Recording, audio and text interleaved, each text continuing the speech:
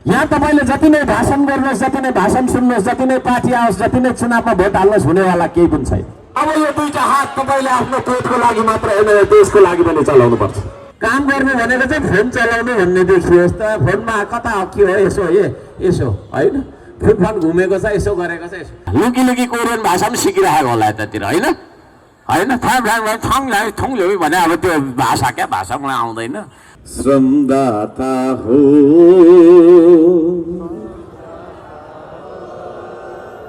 खतरा गाउनु हुँदो रहेछ।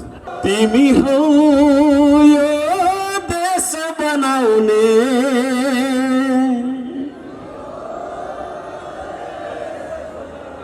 तपाईलाई लाग्ला कार्यकर्ता खोज्दै आयो, पार्टी बनाउन आयो भन्ने। मलाई पार्टी बनाउनु छैन, भत्केको यो देश बनाउन चाहन्छु म। आदरणीय दाजुभाइ दिदीबहिनीहरू, हामीलाई यार यो माग्ने यो थाङ्ने भन्छ है।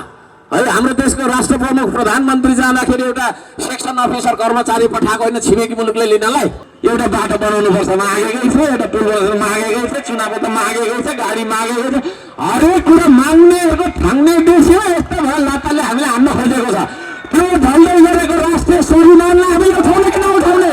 किन लाज लाग्छ त भन्दाखेरि काम गर्ने संस्कृति नै छैन नि त है। विभिन्न खालका संस्कृति छन्, चाडबाड हामी विभिन्न मनाउँछौँ, तर काम चाहिँ गर्नु हुँदैन भन्ने छ। त्यो गलत मान्यता भएको कारणले गर्दाखेरि आदरणीय दाजुभाइ दिदीबहिनीहरू, हामीले चाहिँ नि के त भन्दाखेरि हामीले यो देशलाई आर्थिक रूपमा हामीले यो देशलाई विकसित बनाउन सकेनौँ। प्रकृतिले हामीलाई सबै कुरा दियो, हिमालदेखि तराईसम्म दियो। कति भन्ने होइन, सबै भन्दै गरेको कुरा तपाईँलाई थाहा भएको कुरा मैले भन्नु आवश्यक छैन। प्राकृतिक हिसाबले यति धनी देश, सम्पदाको तपाईँको खनिजको धनी देश भएर पनि होइन, तपाईँको चाहिँ सबै कुरा भएर पनि हामी गरिब किन आज छौँ त भन्दाखेरि काम चाहिँ गर्नु हुँदैन भन्ने हाम्रो मेन्टालिटी छ। हाम्रो मनमा के भरिदिएको छ भने काम गर्नु चाहिँ सानो हो, गफ गरेर खानु चाहिँ ठुलो हो, काम गरेर खानु चाहिँ सानो हो भन्ने कुरा हामीलाई सानैदेखि पढाइन्छ। त्यसो भएको कारणले गर्दाखेरि त्यो गलत खालको मान्यता बोकिरहेको कारणले हामी हाम्रो देशमा पसिना बगाउन चाहन्नौँ। हामी हाम्रो देशमा पसिना बगाउनु भन्दा बरु साउदीमा गएर बेल्चा हानिन्छ, भेडा चढाइन्छ होइन, अनि यसो पैसा लिएर आइन्छ, एउटा मोटरसाइकल किन्छ, सान देखाएर हिँडिन्छ, पैसा सकेपछि फेरि उतै गइहालिन्छ भन्ने खालको चाहिँ नि हाम्रो चाहिँ के त भन्दाखेरि आर्थिक मान्यता भयो। त्यो खालको हाम्रो आर्थिक जीवन भयो। मलाई लाग्छ यहाँनिर आधी भन्दा धेरै मान्छे श्रीमान गएको होला, कोही श्रीमती गएको होला, कोही छोरा गएको होला, कोही नाति गएको होला, कोही भन्छ भने को कसको घरको मान्छे विदेश जानुभएको छ हात उठाइदिनु त। सबैजना मान्छेको घरको तपाईँको छैन मान्छे विदेश गएको छ हो।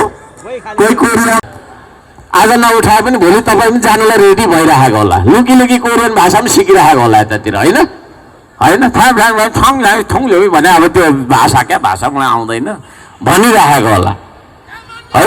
त्यो भन्नुको मतलब के हो त भन्दाखेरि हामीले यो देशमा भविष्य देखेनौँ।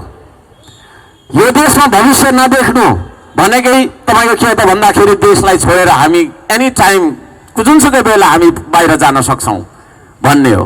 यो देशमा रोजगारी छैन, अवसर छैन, अनि युवालाई चाहिँ यो देशमा बस्नु छैन। त्यसकै फ्रस्ट्रेसनमा ठुल्ठुला आन्दोलनहरू यो देशमा भइरहेका छन्। त्यसो भएको कारणले गर्दाखेरि सबैजनालाई म भन्न चाहन्छु आदरणीय दाजुभाइ दिदीबहिनीहरू, अब हामीले कुरालाई बुझ्नु जरुरी छ।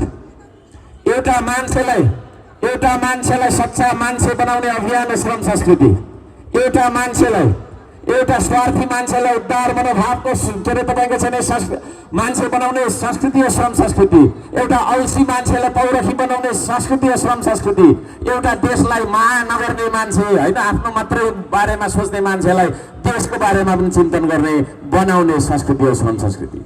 त्यो श्रम संस्कृतिमा म तपाईँहरू सबैजनालाई बोलाउन चाहन्छु। म आज बुटवललाई बोलाउन चाहिरहेको छु, बुटवललाई उठाउन चाहिरहेको छु। म तपाईँहरू सबैजनालाई श्रम संस्कृतिमा स्वागत गर्न चाहन्छु। तपाईँहरू तयार हुनुहुन्छ? तपाईँहरू तयार हुनुहुन्छ? मान्छेले जे सोच्छ त्यही सामाजिक काम होइन, काम सानो हुँदैन भनेर भन्नुपर्छ। तपाईँ तयार हो? यदि त्यो तपाईँले भन्न सक्नुहुन्न भने यहाँ तपाईँले जति नै भाषण गर्नुहोस्, जति नै भाषण सुन्नुहोस्, जति नै पार्टी आओस्, जति नै चुनावमा भोट हाल्नुहोस्, हुनेवाला केही पनि छैन। किनभने परिवर्तन सुरु हुन्छ तपाईँबाट, तपाईँको आनी बानीबाट। तपाईँ श्रम गर्नुहुन्छ कि हुन्न भन्ने कुरा है। दुईटा हात, अब यो दुईटा हात तपाईँले आफ्नो पेटको लागि मात्र होइन, देशको लागि पनि चलाउनु पर्छ है।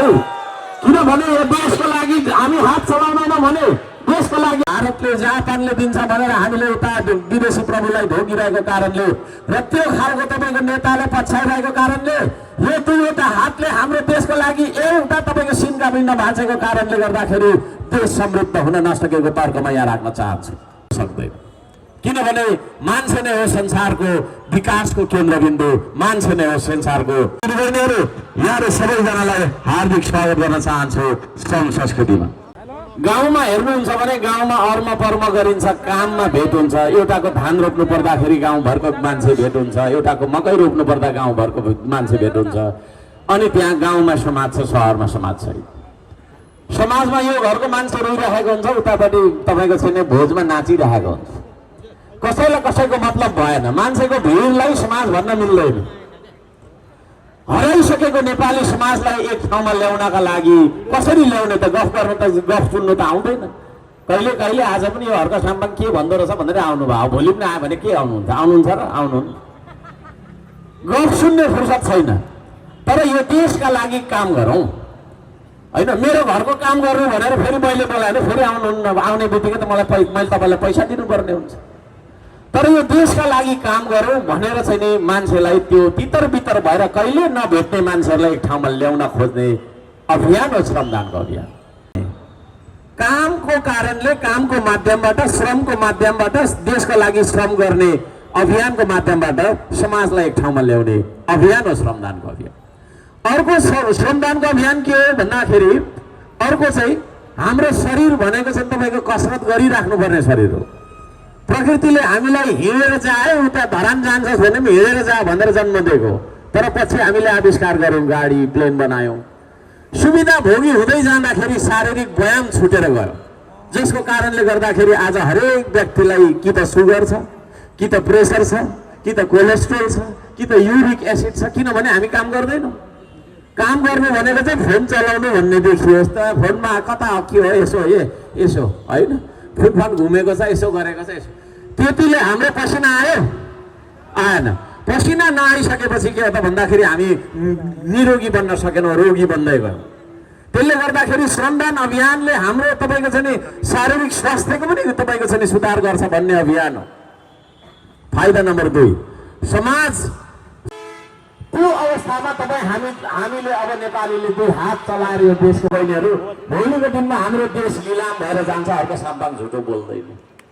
गौतम बुद्ध जन्मेको देश त हर्क साम्बाङले बरु रुखो बोल्छ, झुटो बोल्दैन। तपाईँहरूलाई थाहा छँदैछ, म झुटो बोल्दिनँ। अभियान चलाउने संस्कृति श्रम संस्कृति हो। अब हामी जो चाहिँ देशको लागि पसिना बगाउँछ। हप्तामा यो देशको मात्रै हो, हामी मात्र के अरे थोरै मान्छेको मात्रै हो र? यो देशको कसको हात छ एकचोटि? यो हातहरूले श्रम गरिरहेको हेर्न पाऊँ, म त्यो कामना गर्न नगरिकन देश बन्दैन। देशले के अरे श्रमले देश बन्छ कि गफले देश बन्छ? सुन्नुपर्छ, यताबाट भन्दैन त श्रमले बन्छ कि देश गफले बन्छ? श्रमले। यदि श्रमले देश बन्छ, श्रमदाता हो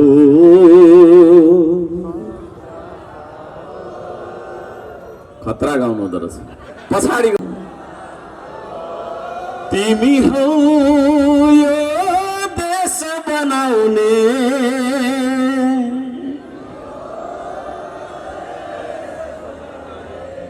तिमी नै हौ यो देश बचाउने।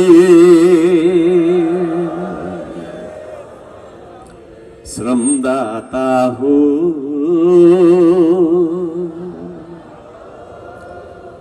छाती भरी देश बोकी,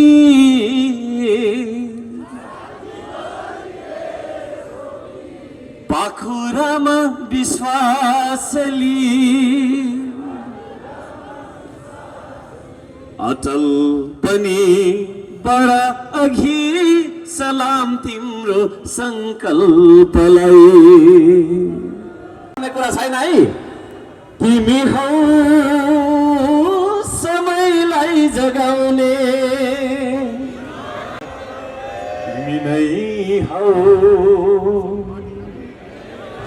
यो श्रमदाता श्रमले चिनिएको देश, वीर गोर्खाले चिनिएको देश अब श्रमदाताको देश हो भनेर चिनेका छन् भनेर होइन, संसारभरिका मिडियाहरू नेपाल आउन् न। त्यो खालको देश बनाउने कि नबनाउने हामीले हो। म त्यो श्रमदाता खोज्दै आएको छु। तपाईँलाई लाग्ला कार्यकर्ता खोज्दै आयो, पार्टी बनाउन आयो भन्ने। मलाई पार्टी बनाउनु छैन। भत्केको यो देश बनाउन चाहन्छु म आदरणीय दाजुभाइ दिदीबहिनीहरू। म पार्टी भन्दा पनि हुन्छ यो देशका अन्य अत्याचार भ्रष्टाचार हटाउन सघाउनुहुन्छ। यदि त्यसो हो भने हामी सबै अब लामबद्ध भएर अगाडि बढ्नुपर्छ। आदरणीय दाजुभाइ दिदीबहिनीहरू, यहाँहरू सबैजनालाई हार्दिक स्वागत गर्न चाहन्छु। नहुनु भनेको तपाईँको चाहिँ के हो त भन्दाखेरि कुनै पनि विकास राम्रो नहुनु हो। त्यो आर्थिक विकासको आधार चाहिँ के हो त फेरि? कसरी बन्छ त आधार? के अरे आर्थिक विकास चाहिँ भन्दाखेरि हामीले काम गर्नुपर्छ। हरेक मान्छेले काम गर्नुपर्छ। काम सानो कुनै पनि हुँदैन है, कुनै पनि काम सानो हुँदैन। सडक बढाउने तपाईँको चाहिँ सरसफाइ कर्मी र प्रधानमन्त्रीले गर्ने कामै हो। प्रधानमन्त्रीले गर्ने चाहिँ बेसरी ठुलो हो, त्यो सफारी चलाउने मान्छे चाहिँ सानो हो, त्यो ड्राइभर चाहिँ सानो हो भन्ने हुन्छ? हुँदैन।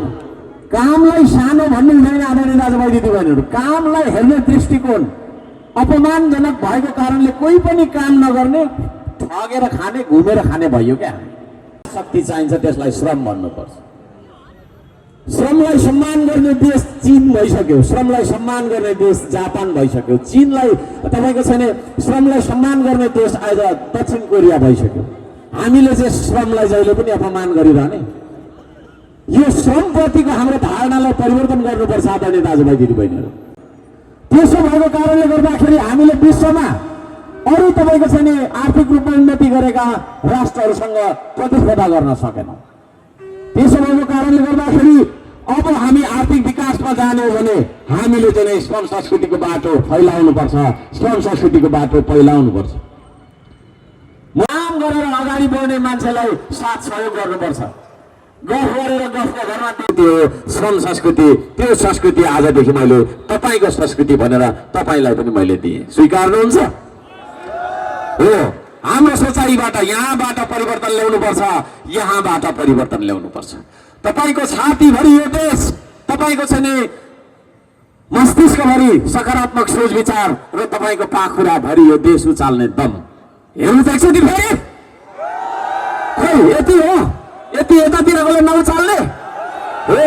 1 लाख केजी तपाईँको चाहिँ नि आज हामीलाई यो माग्ने यो थाङ्ने भन्छ है। हाम्रो देशको राष्ट्र प्रमुख प्रधानमन्त्री जाँदाखेरि एउटा सेक्सन अफिसर कर्मचारी पठाएको होइन छिमेकी मुलुकले लिनलाई है।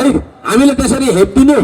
एउटा राजदूत आएर हाम्रो मन्त्रीहरूलाई भन्नु नभन्नुको गाली गर्छ भन्ने खबरहरू हामीले पढेको होइन, सुनेको होइन है।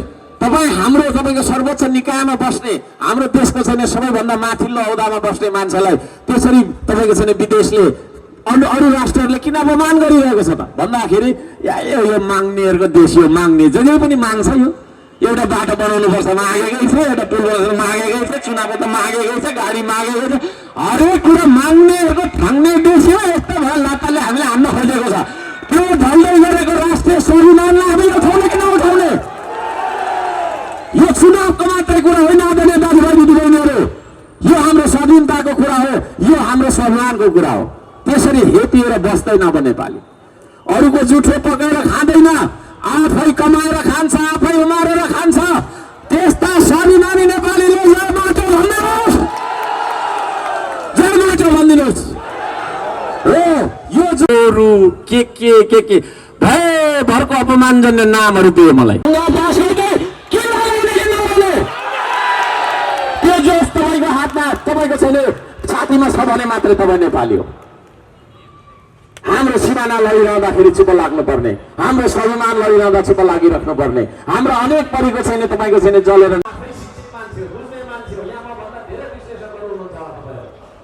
तपाईँहरूले बुझिसक्नु भएको छ श्रम संस्कृति के को लागि आएको छ। श्रम संस्कृति लागि एउटा सामाजिक जागरणको अभियान चाहिन्छ है। एउटा तपाईँको फटा मान्छे गराएर ऊ छुटेर आएर मात्रै हुँदैन, फेरि अर्को अपराधी उस्तै खालको जन्मिन्छ। त्यसो भएको कारणले गर्दाखेरि